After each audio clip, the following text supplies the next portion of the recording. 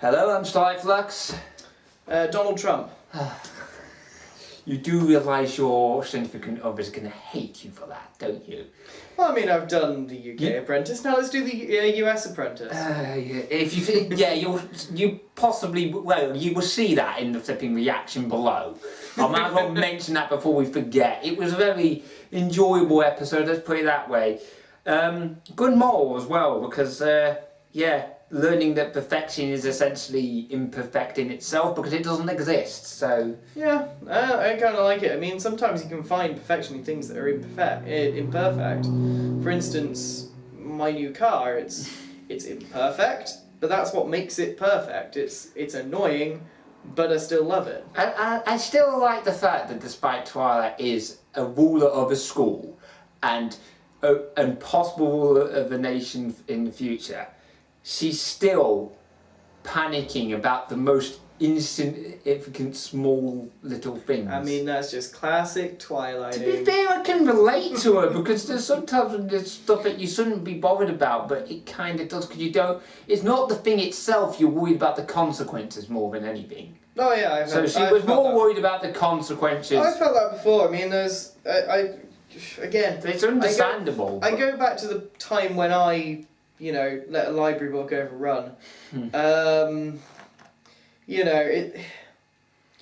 I was concerned a little bit, but I kind of forgot about it, and I think it came to a total of £90 in fines. Holy crap! That's more than it. Oh yeah, it depends on the exchange rate. I think it was like 5 months overdue. At that point, mate, I would have probably waited for a book amnesty because they normally have them.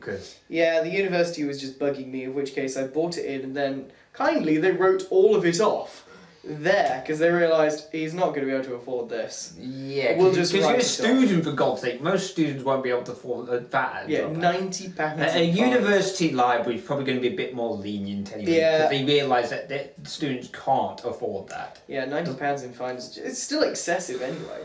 That is excessive. Yeah. That is. Oops, that's a mistake learnt. Yeah.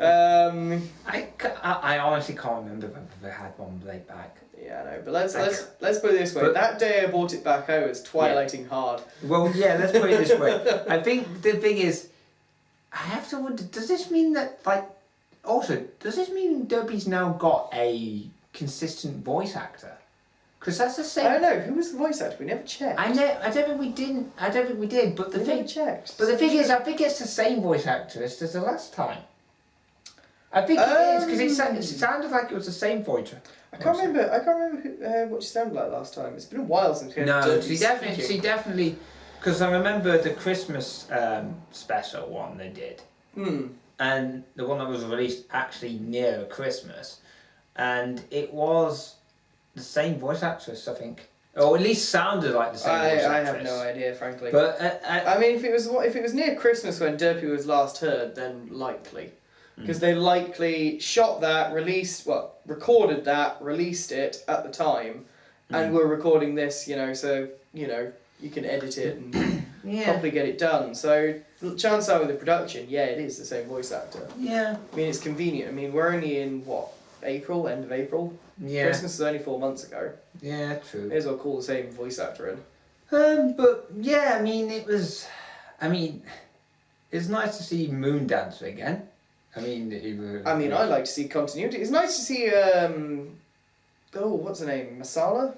Oh yeah. Yeah, her business is thriving. Although we didn't see the voice. We didn't see the pony, but it's nice to see that the restaurant is still there and they're still continuing stuff. Yeah. After...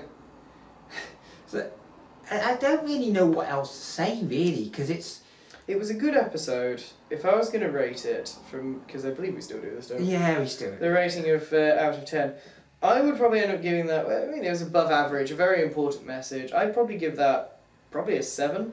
Yeah, I would say it was above average. It wasn't awesome. It was like, oh my god, season 4 ending awesome. Yeah, but I don't think it's mid-season. You're never going to get mid-season. I think I think it was a bit of a filler episode, but then again, I think most of it. It was a good filler episode. It was a good episode. But as I say, that's not necessarily a bad thing. But no. I think the moral was definitely on point. I think that it was executed quite well. It was interesting to see that there was a lot of activity in that old folks' home. It's nice to see old folks' home that doesn't just keep things windsurfing. Yeah, that was also interesting. Windsurfing. I mean, my grandmother is probably around her age. I can't imagine her windsurfing. Or doing that like dodging like a food fight. A food fight. I can't imagine that. It would have actually been interesting to see Brendan's take on this one. Because he's an airsoft player, isn't he? Well, no, not that, because he used to work in a bloody old folks' home. I mean, I'm sure he could edit some things in, giving his opinions if he wants to. But he's the guy editing. So. Well, but he won't. He's like our Brad too, basically, except he doesn't get paid. Yeah. And also, I doubt he will actually edit anything in because, well, yeah. I mean, if he does at this point, well done, dude. Well done. Respect. The thing is, I'm goading him on. Fair enough. That's only his way of saying. Fair enough. Maybe I shouldn't have said that. Anyway, he will edit something in, probably. Maybe. I will like to see it. Maybe. Maybe not. Hopefully not. Don't know. But it was interesting to see how the old folks were. It's also nice to see some continuity from the first season. How many times have we seen that footage of the first series? Oh God! And yet, remember, they did have the first series in there, which I think was a really nice callback. And then they've edited it so when the Perfection book gets thrown underneath, Yeah. Yeah. That would explain why she didn't see it. It would, and it's explained why. Well, I mean, she left so suddenly. I'm surprised she still doesn't have some stuff. Well, yeah, I wouldn't be surprised if she didn't have some. Also, who owns that place? Is it Dawn in the castle? I think it was. I have a feeling it's like the seeming as it's like Celestia's personal student. Well, not personal. Yeah, it'll probably be a dorm of some description. It'd be some dorm of some description that basically is given to her by Celestia, probably. So she'd probably say, "Oh yeah, I've gone through all this." Yeah, probably. I mean, I would. Either that, or she's had it all this bloody time, and it's like she's just kept it just to troll. Hang on, Twilight. Did Twilight return at one stage and say, "Oh my gosh, Moondancer, you can use whenever this library whenever you want"? Yes, she did. Back in that episode where. Yes, she did actually. You're right. Yeah, and then it was still there. Why suddenly clean that out? Was Moondancer using it? I don't know. Clearly not. I don't know. I mean, why would you clear out something that's being used? Maybe she's decided to move on. Maybe Twilight decided to move on, and now she's got the castle and the school to run. Maybe she doesn't need that place anymore. Well, it's not that. Let's face it, the castle's big enough. She can have her own library there. In fact, I think she already has. Yeah, she does. She probably has several. Oh, she does, probably. And then Spike has his library of comics. Which, to be fair, I have at home as well. I've got. I think I'm in good company when it says I have a lot of comics. Yes. Which reminds me, we need to pick those up from Chimera later. Yeah, well. If he's got them in. Okay. But yeah, I think to be fair, it was a very simple episode, but it was definitely enjoyable. It was effective and enjoyable, and I liked it, and it's a 7. Yeah, okay. I think a 7. I agree. I think. Yeah, I'll give it a 7 as well. Yeah, it was above average. It wasn't crazy. I mean, I was expecting something a bit more.